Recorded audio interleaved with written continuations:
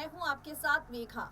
उत्तर प्रदेश में भारतीय जनता पार्टी की प्रचंड बहुमत के साथ जीत के बाद अब योगी मंत्रिमंडल की तैयारी में पूरा संगठन जुट गया है।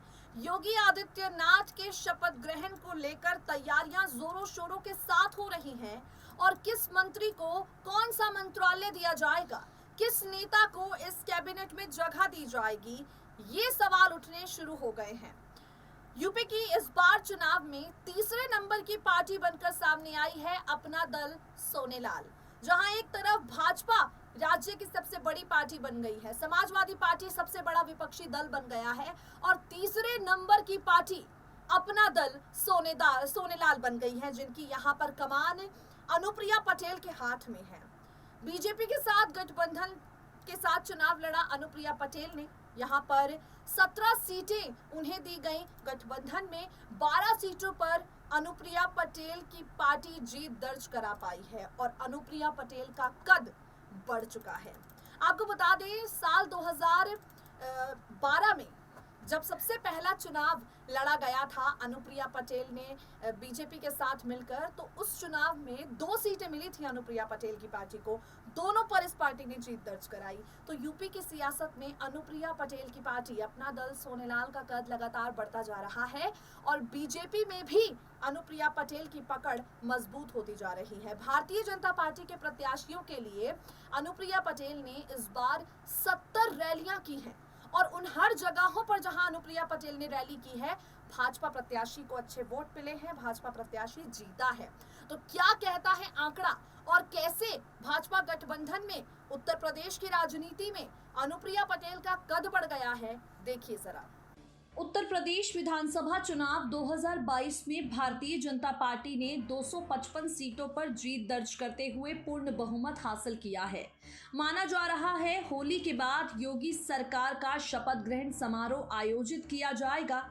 इस चुनाव में भाजपा की सहयोगी अपना दल सोनेलाल को 12 सीटों पर जीत मिली, जिसके बाद केंद्रीय मंत्री अनुप्रिया पटेल कुर्मियों की सबसे बड़ी नेता के रूप में उभर कर सामने आ गई हैं। दरअसल यूपी की सियासत अन्य पिछड़ा वर्ग यानी ओबीसी के इर्द गिर्द अक्सर घूमती है। बहुजन समाज पार्टी के कमजोर होने के बाद भाजपा ने गैर यादव ओबीसी वोटर्स पर अपना खास फोकस किया और उन्हें साधने की हर संभव कोशिश की।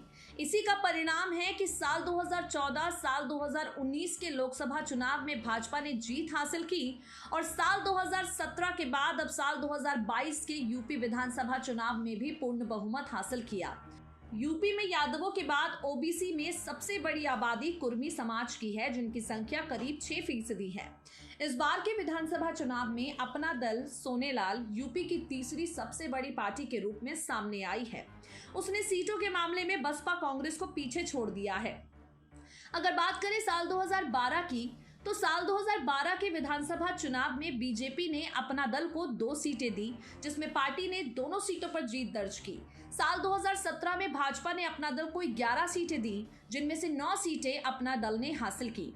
इस बार के चुनाव में गठबंधन के तहत भाजपा ने अपना दल को 17 सीटें दी, जिसमें से पार्टी ने 12 सीटों पर जीत दर्ज कराई।